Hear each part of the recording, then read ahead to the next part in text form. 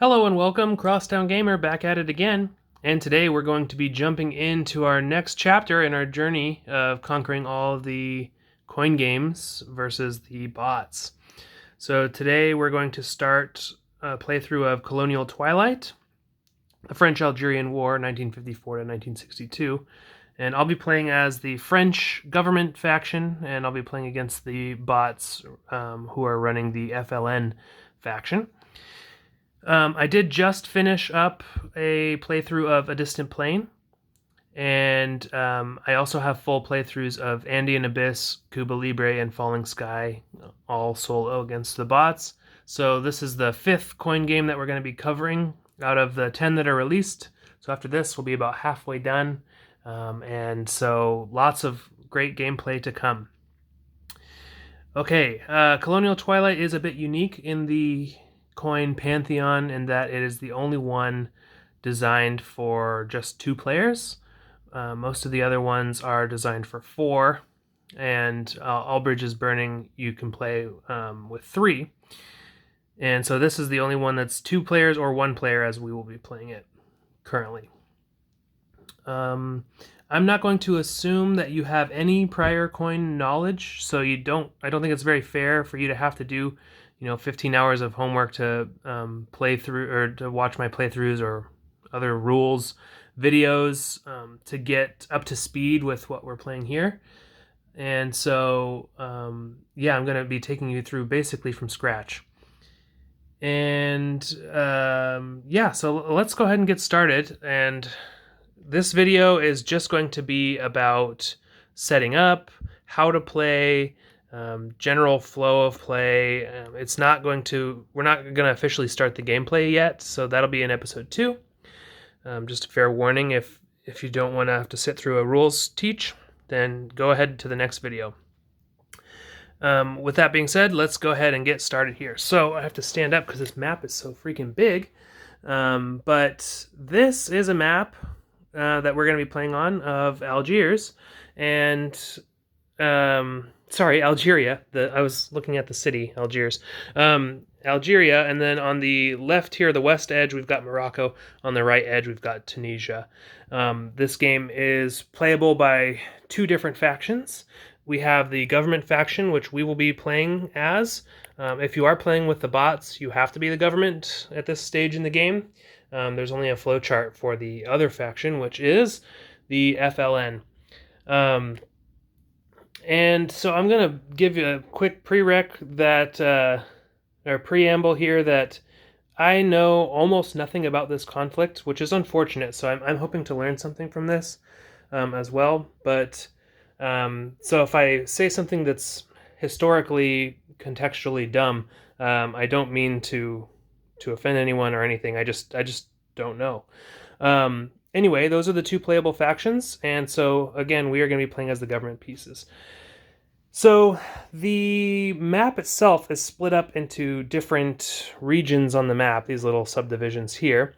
And there's a few things that we have to look out for when we're looking at this map.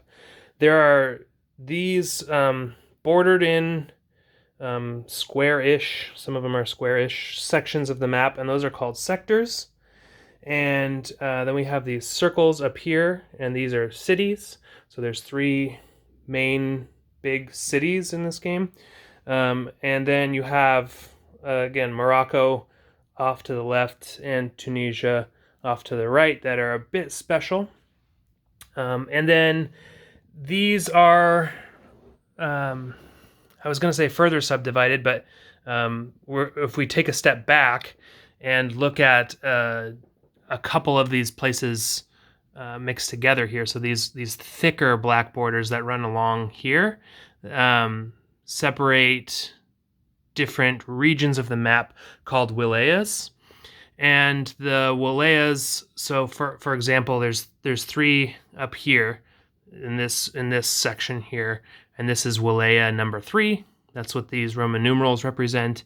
So the 3-1 is the first sector in the 3rd wilaya. 3-2 is the 3rd wilaya, sector 2, and 3rd wilaya, sector 3. So we have wilaya 1 is going to be down here. So it's from Biskra all the way up this kind of southeastern portion of the map. Again, Tunisia is not part of any of the wilayas. That's only for Algeria. Then we have wilaya number 2, and Constantine, the city, is a sector within this wilaya, but it doesn't get a Roman numeral, so because it's just a city.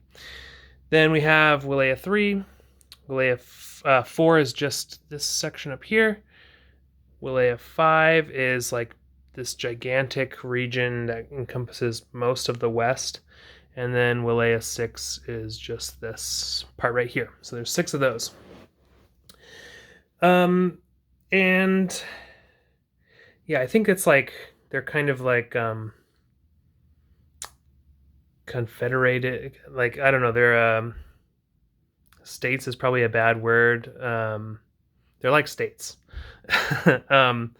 Anyway, so different cards and events might only affect one wilaya at a time, or, we'll see when we get to that how it works. So then the white lines are just regular borders between sections of the map here. Then we also have spots on the map for support or opposition, which I will go through in greater detail later, as well as control. Things can either be government controlled, uncontrolled, or FLN controlled, and I'll go through that later. Every sector has I'm probably going to call them regions, provinces, departments, you name it. There's a bunch of different names for these in all the different coin games, and so I might miscall something, a region or something when it's clearly a sector. Each sector is going to have a box with a white number in it, and that's the population. These range from 0 all the way up to, I think, 3 is the highest, and 3 is in Algiers. There are also these extra squares that represent resettled sectors. And so currently, Borj Bu Ara Ridge is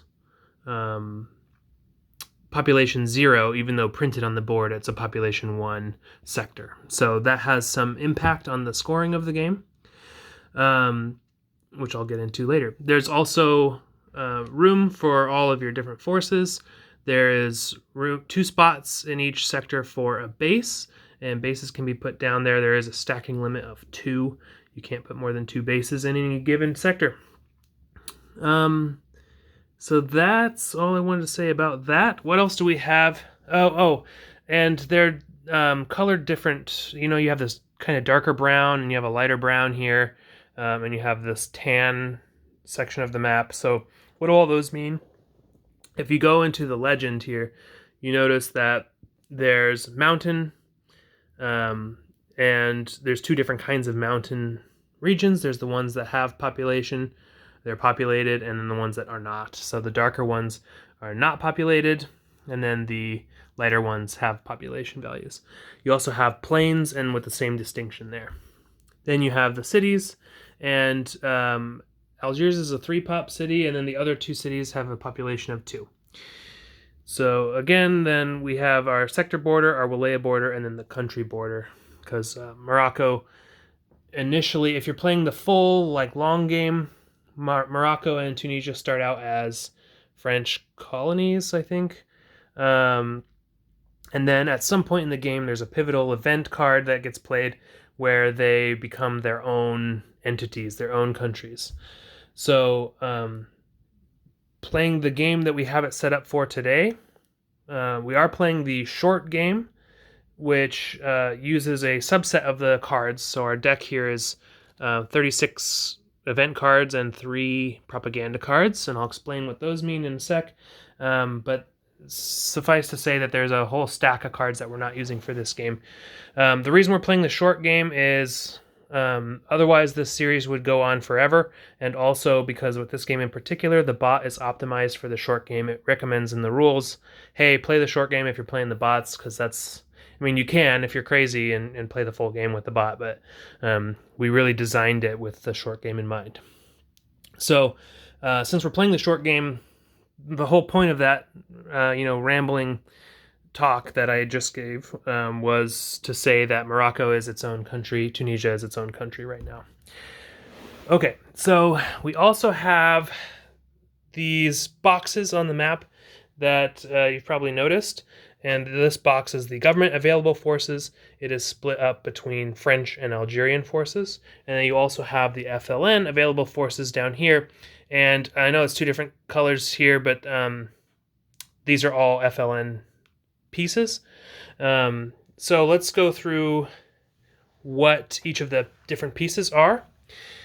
So for the French, it's all the blue pieces on the map, and you might notice that there are some light blue and some dark blue pieces, and then some circly things here. So there's three different types of French piece. So you have the light blue, which are police, the dark blue, which are troops, and then the circles are bases. So in the available, these are just not in play yet, but they are available for us to put onto the map. We've got 4 French police here and 2 bases still able to be placed. You also have Algerian forces, and these are the green. So you have a light green cube and a dark green cube. And again, the lighter color always represents police. The darker color represents troops. So on the side of the government, you have basically 4 different colored pieces. As if the game wasn't a little bit complicated enough, you have to keep track of 4 different colors. But you have police, French and Algerian. You have troops, French and Algerian. And then you have the bases. So down here in the FLN, it's a little bit easier. You have guerrillas, and that's these little hexagonal cylinders, as well as the circles, which are also bases. So pretty easy to tell what's going on there. The guerrillas are interesting because they're two-sided. So they have a flat side, a non-symboled side, and they have an embossed side with a symbol here. These represent the 2 different states that the guerrilla can be in. So you have underground, which means they're in hiding. They're able to sneak around and do everything that they want to do. And then when they are exposed, they become active. I might say exposed, active, above ground. I could say a bunch of different things, but just note that if they're this side up, then they are active and then or activated, and here they are underground or hidden. And then the bases I already talked about. That's all of the actual wooden pieces on the map. You also have some extra boxes here. You have out of play. There are 5 guerrillas that start out of play. That's not permanently out of play. That's just they're not in the available. They're not able to be put onto the map yet.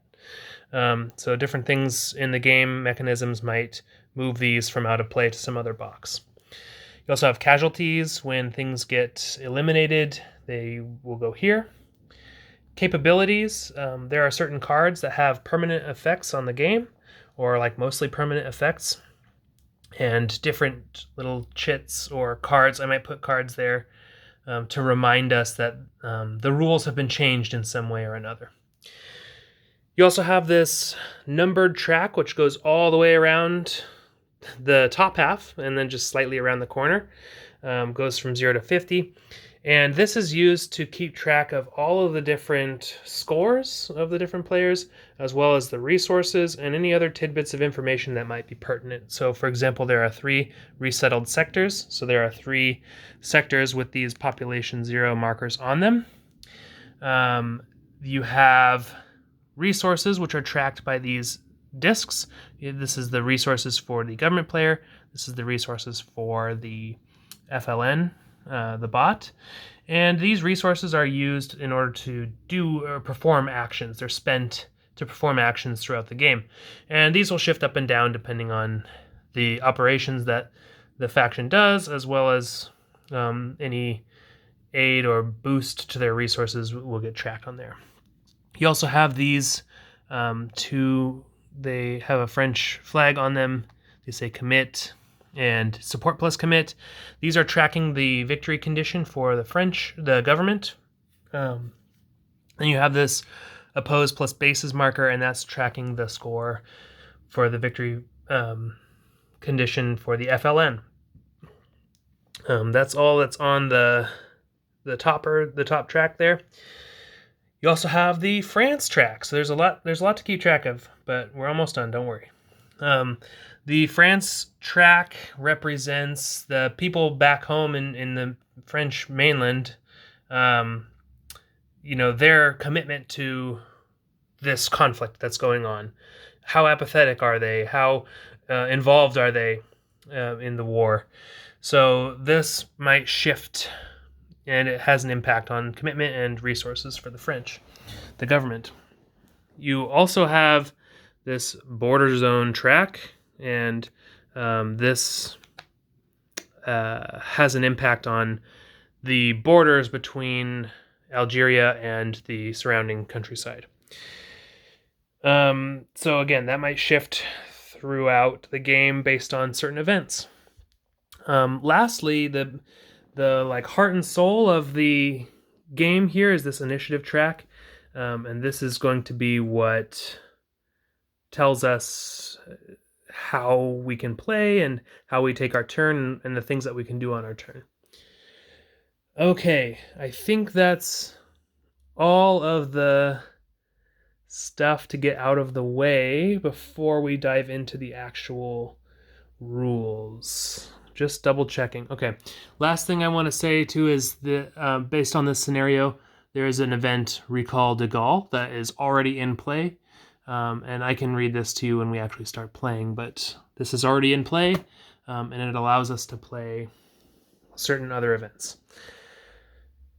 Okay, so that's what you're looking at, and now we can, in an educated way, at least talk about how to actually play this game. So the goal of the game is, it's an asymmetric game, so there's different victory conditions depending on which faction you are. So as the government, what we really want is support plus commitment to be over, greater than or equal to 35. I believe it's 35. Yes, 35. And then if we are, and a propaganda card comes up, which I'll talk about the cards in a sec, then we are potentially going to win the game at that point. We can only win at certain points in the game, so if we cross this threshold, but the propaganda card hasn't come up yet, then we won't have won yet. So we actually have to hold on to our lead until that point. So commitment, again, is tracked by this marker down here, which can go up and down, and it will impact our total score, which is this. Support is on the map. I had mentioned how there's these boxes for support, neutral, or opposition, and this represents the support for the government in the local area. So how much do these people in Algiers support the French government versus the FLN? And the way that we tabulate this is we look at a place that has support, a sector or a city, and we note the population. So this support is contributing 3 toward our total score. Where's another one? Over here, we're getting 2 points. Over here, we're getting 2 points for a total of 7 support, plus our 15 commit makes 22 points. Then that's it. That's the only thing that we care about is support and that commitment marker. We don't care about control. We don't care about, I mean, we do care about it, but for winning the game, we don't care about control or anything else, or killing, people. It doesn't matter. The FLN, so what we're trying to prevent from happening is the FLN winning, and they win when their opposition plus bases is greater than 30.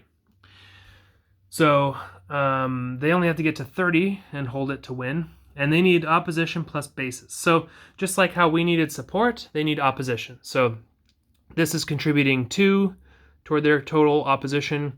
This is contributing 2 toward their total opposition. So if you counted all this up, you get 2, 3, 4, 5, 6, 7, 8, 9, 10, 11 total opposition. So then why are they at 19? Well, also they have 8 bases on the map. So their 8 bases plus their 11 opposition totals their 19 points that they have. Okay, so that's what we're trying to accomplish. How do you actually accomplish that? Well, this game is played with cards, and herein lies one of the first main differences between this and other coin games that are, I guess, more traditional. Normally in a coin game, there are 2 cards that are visible to you at any given time. There's the card that's being played, and then the one that's on deck, or the next card. In this one, we're only playing, because there's only 2 factions, you only get to see the card that's currently being played. So I don't want to spoil it by flipping over that card, but let's take a look at what these cards look like, and I'm going to take some of the out-of-play ones. There's a couple different types of cards. There are event cards. I'm just grabbing a couple. So here's a couple of different events or types of events that you might see. There's just a regular one that it's got the card number up here, some artwork, the name of the card, potentially some flavor text here in italics, in bold, and then you have the event itself. And either the event's going to be just a single block, all of one color, or there are what are called dual events where you get to pick, do I want to play the unshaded version or the shaded version of this card? And the unshaded version tends to favor the government side. The shaded version tends to favor the FLN side. So if I were to play this card for its event, I would do what it says, and then I would continue on with my life. There's also another type of card, is a propaganda card. There are 3 of these mixed into the deck. They have different artwork, but they're all functionally the same. And when we hit one of these cards, we check to see if anyone's met the victory condition, so 35 or 30 points, depending on which faction it is. And if so, the game ends. But if not, we'll go through each of these different steps, and it's outlined on this reference sheet. There's a propaganda card section, and we'll go through each of these steps when we get there. But suffice to say that the resources are going to change hands. We get a chance to buy support or opposition. We get to redeploy pieces around the map, and we'll get to reset everything. So those are the different steps which we'll go through. But typically, these are the events that we're talking about. There's also 2 special events called pivotal events. And the government player has this coup d'etat pivotal event, and the FLN has this OAS, lots of acronyms, pivotal event. And so when certain criteria are met, you can kind of jump in line and play your once per game superpower, pivotal event. But that's that. And then this symbol on the bottom is what we're going to use. It's like the bot wants to take this action. Or the bot has special instructions. So when we're looking at the bot, we can go over that in greater detail. So anyway, there's this deck of cards, and there's 36 events, and so there's 3 stacks of 12 that are kind of preceded event cards, and a propaganda card mixed into each stack. So when we hit the last one, then the game's over, regardless of who's scored. If anyone actually has won the game. So then we'll tally up who's closest to winning, and that will be the winner. So that's the event cards themselves, or what the cards look like. But the actual sequence of play is, we're going to use this initiative track. And this is really cool the way they've done this. I love the whole mechanism behind this in the full coin games that have the 4 players. It's just a really neat interaction between all the different factions. But anyway, I love what they've done to make this playable at 2 players. It's really cool. So a card gets played. face up. And then there's the two factions here, and one of them is first eligible and one of them is second eligible. So at the beginning of the game, the FLN is going to be first eligible. That means they get to go first. Now they have 5 different options that they can pick between. They can execute the event, and that just means do what the card says, and then your turn's done. And if they were to pick that, they'd go here, and their turn would be done. Or they can pass if they're out of resources. They get some resources on the board when they pass. Or they can do any of these 3 things, which have to do with operations and or special activities. So just really quick though, you'll notice that there's 2 different colors here. So if you pick something that is a lighter shade, then you get to become or remain first eligible, so you get to go first on the next card. And if you pick something that's darker, you're going to be second eligible. And so say the FLN decides to play the event for the event card. Now, as the government, excuse me, we get to decide, but we don't get all of the options anymore. We can only do things that are adjacent to what the first eligible player picked. So since they did event, we are now locked out of doing a limited operation or operation only. We have to do operation plus special activity, or we can pass. Now, if you don't want to do the special activity, that's okay. You can just do the operation, but you still are going to be going second at that point in time. So when we reset eligibility, whoever's on the lighter shade gets first eligible, darker shade gets second eligible. So if the FLN had picked operation and special activity, now we have 3 different options available to us. We can pass, execute the event, or do a limited operation. And so depending on what we pick, then suddenly we become first eligible. If we both pick something, so if it's, like this, and the FLN picks a limited op, and then we decide to pass, we're both in the lighter shade, but the FLN was first eligible, so they get to remain first eligible. That's how that works. Okay, so then what are these operations and special activities? Well, the game comes with this really awesome player aid that is basically required to play this game. And so this is 2-sided. So you have the government side and you have the FLN side. And they look similar, they're just different colors. But essentially you have 2 columns, the operations and the special activities. So if you get to play, like say you did execute op only, that means you get to pick one of these 4 options on the left as an operation, and you do not get to do a special activity because you're doing the operation only. And you can do an operation in as many or multiple places on the map as you'd like, but if you're doing a limited op, that means that you're limited to 1 location on the map. So a sector, yeah, that's what I'll say for now, but there's a caveat to that. Then if you do an operation plus special activity, not only do you get to pick one of these, you also get to pick a special activity to do. And the operations cost resources, the special activities don't. And there is a restriction, though, on what you can do. So if we decided to train for our special activity, you can see a little plus deploy troop lift there. That means that we must pick either deploy or troop lift as our special activity. We cannot do neutralize. So similarly for garrison, if we pick garrison, we have to do either neutralize or troop lift. We cannot do deploy. And so the 4 options here for government operations are train, garrison, sweep, and assault. Train is basically putting things onto the map. You get to remove terror and pacify things.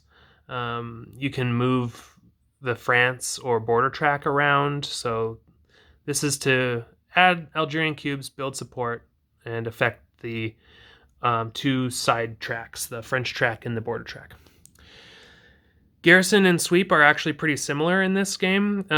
It's just one moves police around and activates guerrillas, and one moves troops around and activates guerrillas. And the reason you would want to activate guerrillas is that when you do the assault or a lot of events and such, they only impact, you're only allowed to do this to remove active guerrillas.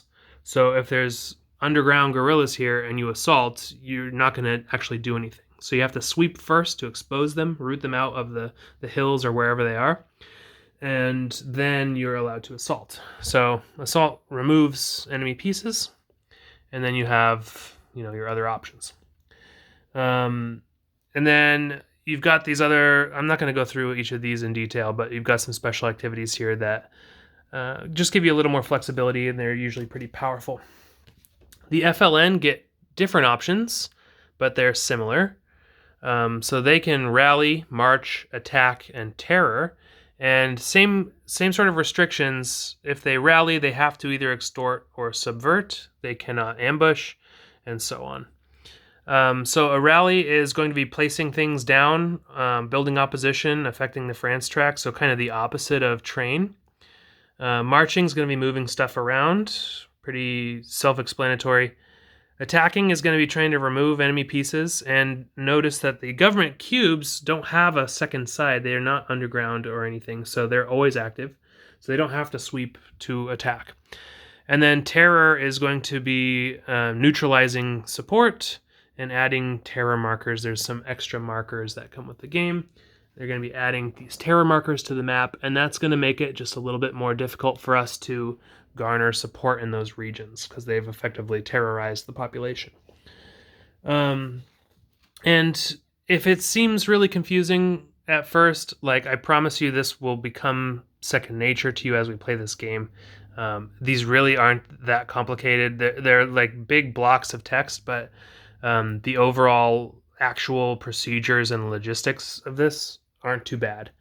And we're only playing one side. The flowchart is going to be playing the other half of the game, so it's really not that bad.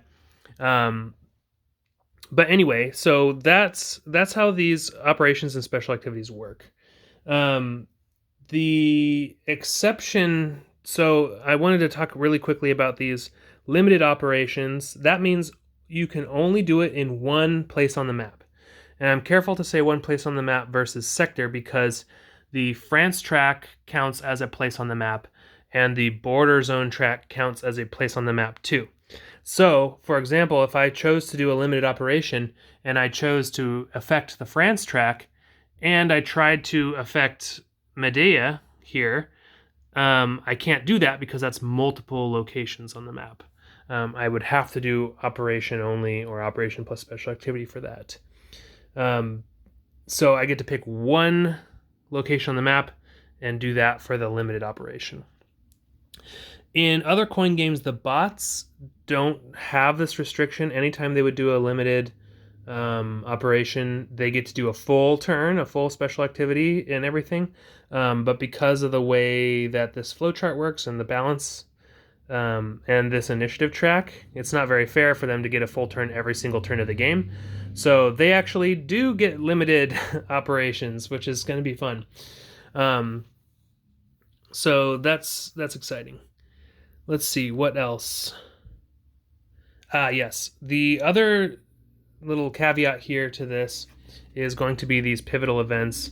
So, for example, the government pivotal event, you can play this once per campaign, and a campaign is all the cards leading up to a propaganda card. So we're in the first campaign until we hit the first propaganda card, then we'll be in the second campaign.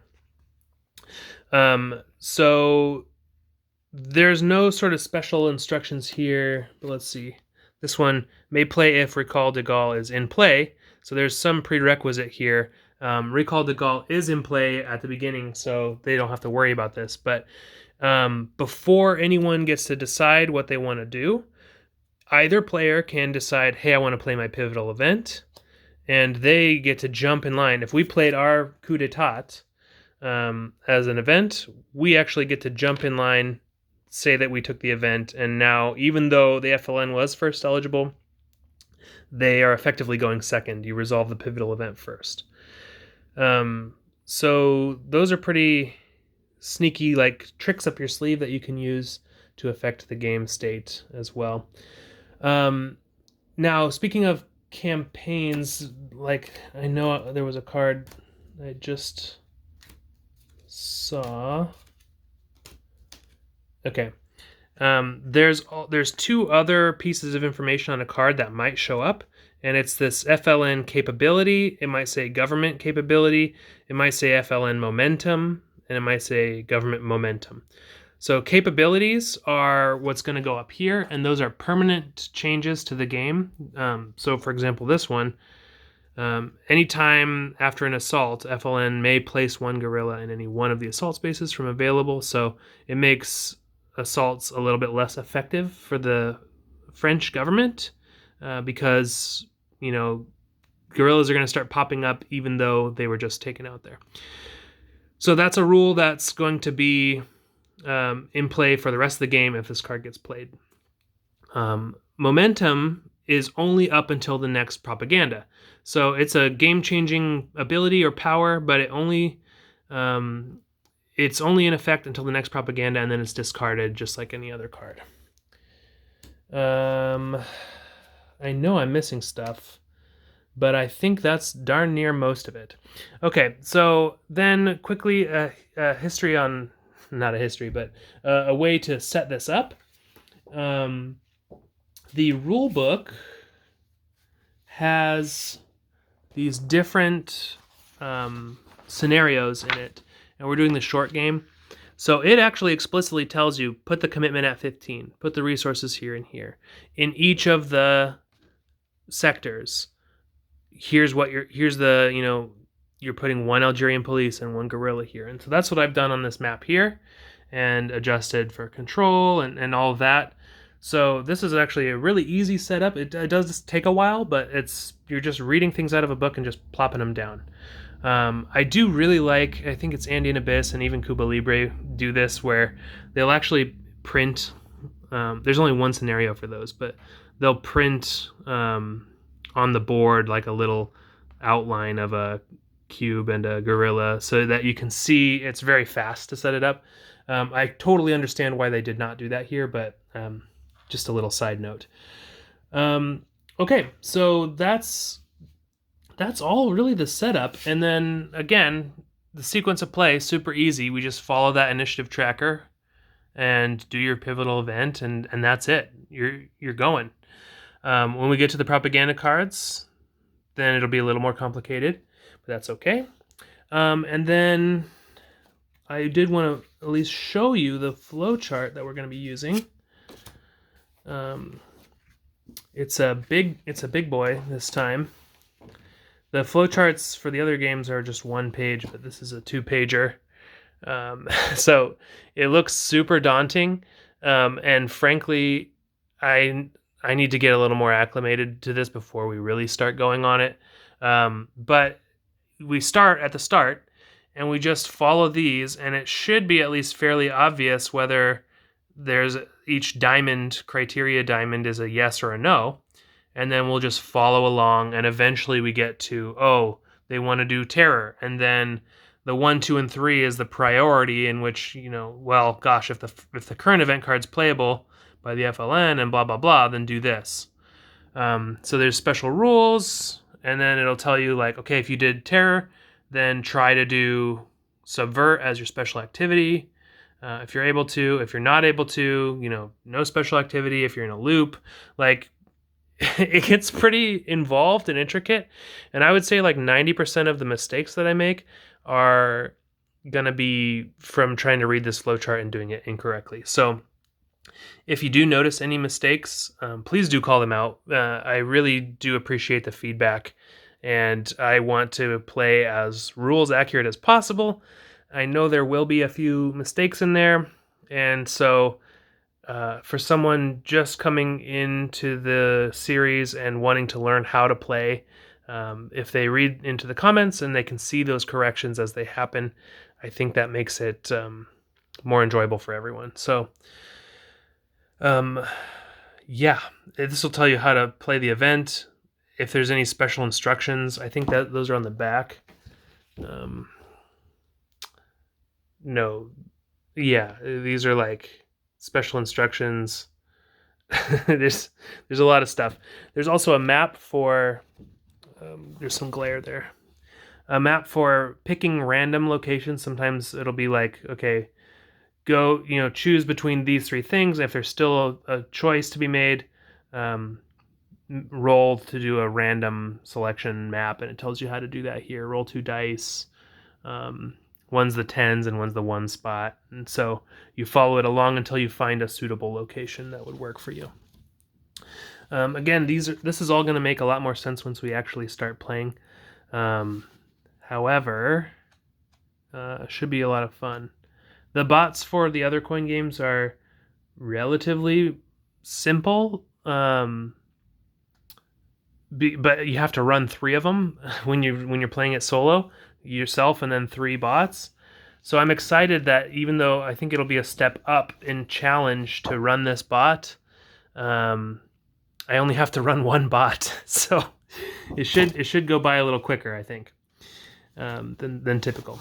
And that's it. That's all the supplemental materials we get. There's a playbook, which is really handy. It goes through a full tutorial of an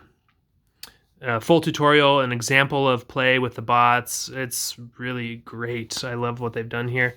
And then the rule book, of course, for that we're going to reference quite often, I believe, as well. That has all the rules for the full game as well as the bots. I think that's it. I probably missed something. But I guess one last note. There are these pawns that come with the game too. Whoops.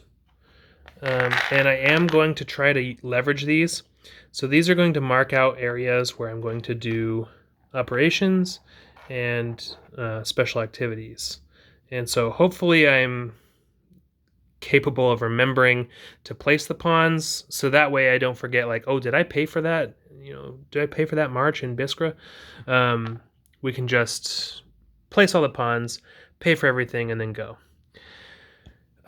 So with that being said, I think the next order of business is to really just start playing. So I'm going to actually stop the video here, but on the next video, we are going to flip over that first card, and we will get going here and start playing this game. It looks like we're going to start with trying to read the flowchart for the FLN, so I want to do a little reading before I get to that point. But anyway, hopefully this has been helpful, and you at least have some semblance of, if not how to play, then like how to follow along and see the rules in action as we go. There will definitely be more explanation on each of the things as we progress. But that's Colonial Twilight, and yeah, I'm excited to really start playing in episode 2. And yeah, so I guess I'll see you all then. Bye.